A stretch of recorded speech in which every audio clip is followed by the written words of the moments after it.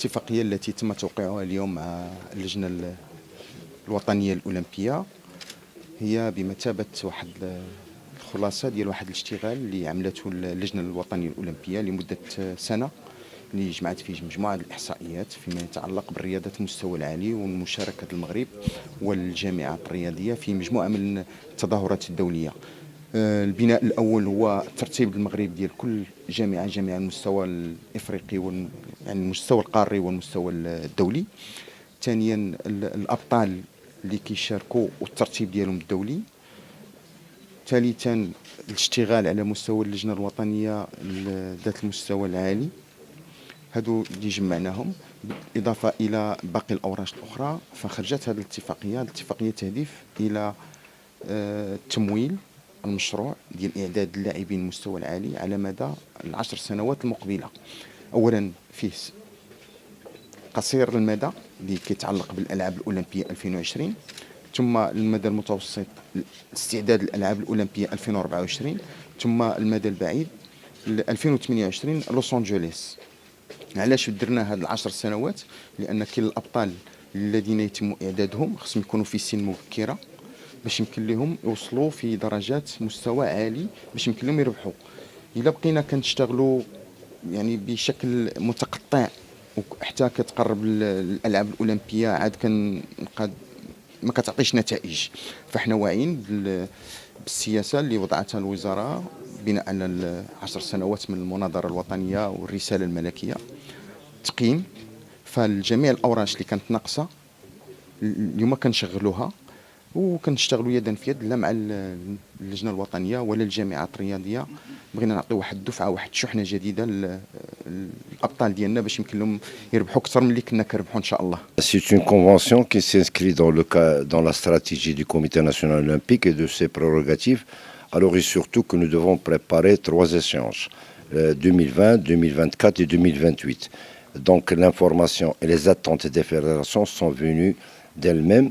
Ils nous ont présenté leur programme, leur vision, et nous on a fait remonter avec notre direction technique, la direction technique du CNOM, nous on fait remonter les informations. On a fait un programme, maintenant on travaille sur un programme connu, déterminé, cadré et prêt à être exécuté.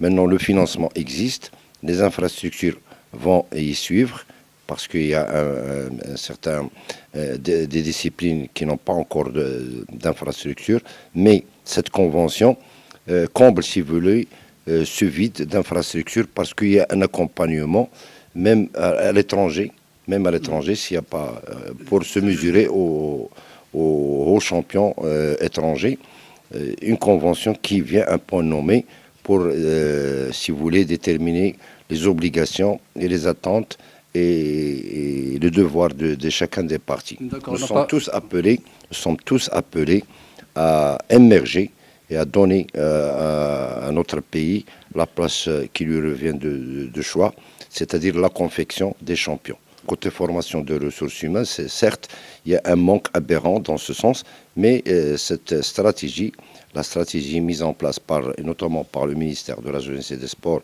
est là pour combler ce vide. Il y a la formation dans le cadre des conventions et des contrats qui seront signés avec les différentes fédérations. Donc il y a les 3, si vous voulez, piliers du sport: l'argent, l'infrastructure et puis la formation. بالنسبة لهذا لا كونفونسيون اللي تسنات اليوم ما بين الوزير ورئيس اللجنة الأولمبية، هي أولا شيء اللي عاد يكون في صالح اللاعبين كلهم. طبعا هناك ميزانية اللي عاد تكون تعطى كل عام، وسوف يتم توزيعها على حسب تهيئ اللاعبين، على حسب النتائج اللي عندهم، على حسب الامكانيات ديالهم. واش هذا اللاعب عادي عنده امكانيات انه عادي يمشي حتى الالعاب الاولمبيه او لا. دونك النتائج ديالو في نفس السنه، لان هناك مرحلتين. كاين المرحله ديال اللاعب يشارك باش يجمع النقاط باش يدخل في التاهيل، وكاين البرنامج ديال تاهل الالعاب الاولمبيه. هنا كتولي ميزانيه اخرى. دونك ميزانيتين اثناء ملي كيوجد نفسه باش يكون كاليفيي، وكاين برنامج إلي يعني صافي راه تحصى انه غادي يشارك في الالعاب الاولمبيه. دونك جوج ديال البرامج. دونك ملي يبغي يتاهل باش يدخل انه مؤهل، وملي يتاهل صافي رسميا للالعاب الاولمبيه.